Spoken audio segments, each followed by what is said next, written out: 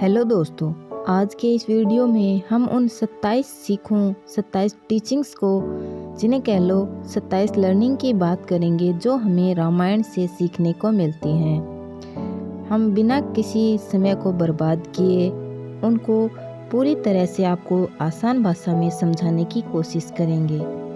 अगले कुछ मिनट्स आप मेरे एक एक शब्द को ध्यान से सुनना और समझना बिना समय बर्बाद किए। आइए चलते हैं कि हमारी रामायण की 27 सीखों पर इतिहास के सबसे बड़े ग्रंथ ज्ञान के खजाने की तरफ जो स्वयं पुरुषोत्तम भगवान श्री राम की रामायण के अंदर साफ नजर आता है।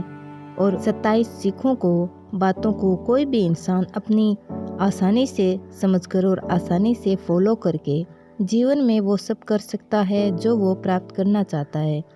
चाहे रिश्तों में खुशी बनाना हो, चाहे अच्छे दोस्त बनाने हो, चाहे जीने का तरीका सीखना हो, चाहे सफलता पानी हो, चाहे लाइफ में ग्रोथ करनी हो, या अपनी ज़िंदगी में सब कुछ प्राप्त करना हो, या मन को शांत करना हो, रामायण से बढ़कर कोई शांति प्रिय ग्रंथ इस दुनिया में और कोई दूसरा हो ही नहीं सकता।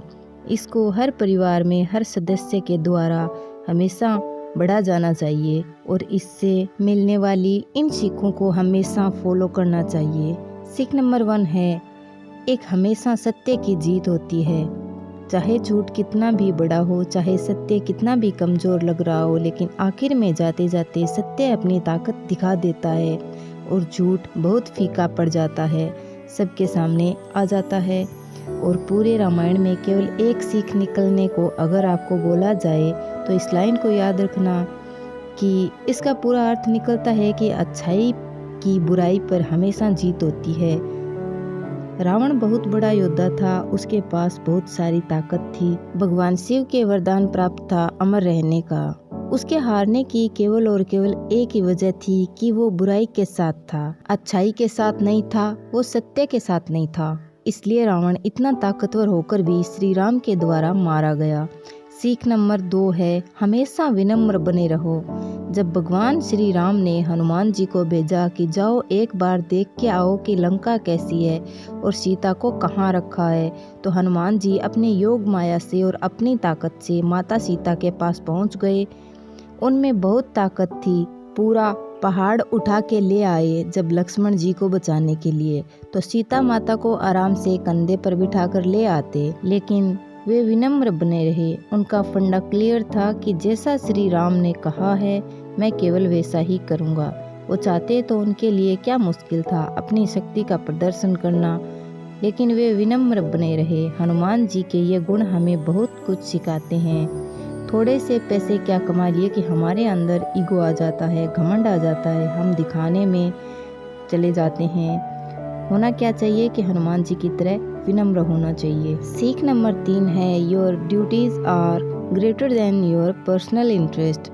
आपके निजी स्वार्थ से कहीं ज़्यादा बड़ी आपकी जिम्मेदारी है। भगवान श्री राम को पुरुषोत्तम क्यों कहा जाता है? क्योंकि श्री राम से ज़्यादा उत्तम और कोई पुरुष है ही नहीं सृष्टि में।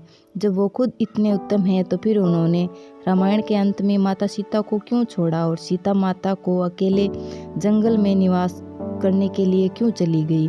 राजा और रानी वो होते हैं जिन पर उनकी प्रजा भरोसा करे, जिन पर बिल्कुल भी संदेह ना करे, बिल्कुल भी संकोच ना करे। एक धोबी ने संदेह किया माता सीता पर और भगवान राजपाट छोड़कर सीता माता के साथ जंगल तो जा नहीं सकते थे, क्योंकि उनके किसी भी छोटे भाई ने राजा बनने से इनकार कर दिया, क्योंकि ये उनके धर्म के विपरीत था कि बड़े भाई के होते हुए हम छोटे भाई कैसे राजा बन सकते हैं, कैसे राजा बनने का सुख भोग सकते हैं। और अंत में यही हुआ कि श्री राम को ही राजा बनना पड़ा और माता सीता को छोड़ना पड़ा।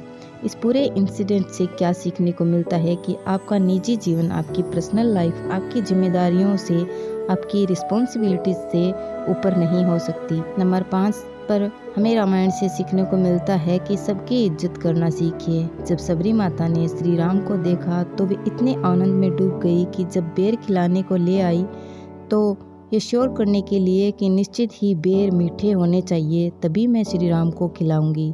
अब ऐसी कोई ट्रिक तो है नहीं कि बेर को देख के पता लग जाए कि बेर मीठा है या नहीं, या बेर में कीड़े तो नहीं है।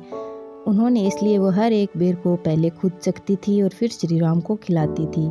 सबरी माता के प्रेम में इतना मग्न हो गए कि उन्होंने इस बात का जरा भी पता नहीं पड़ा कि सबरी माता उनको झूठे बेर खिला रही है। ये होता है बजाय हम ये देखने की कि कौन क्या है, हम ये देखें कि उनके मन में हमारे प्रति कितना प्रेम है।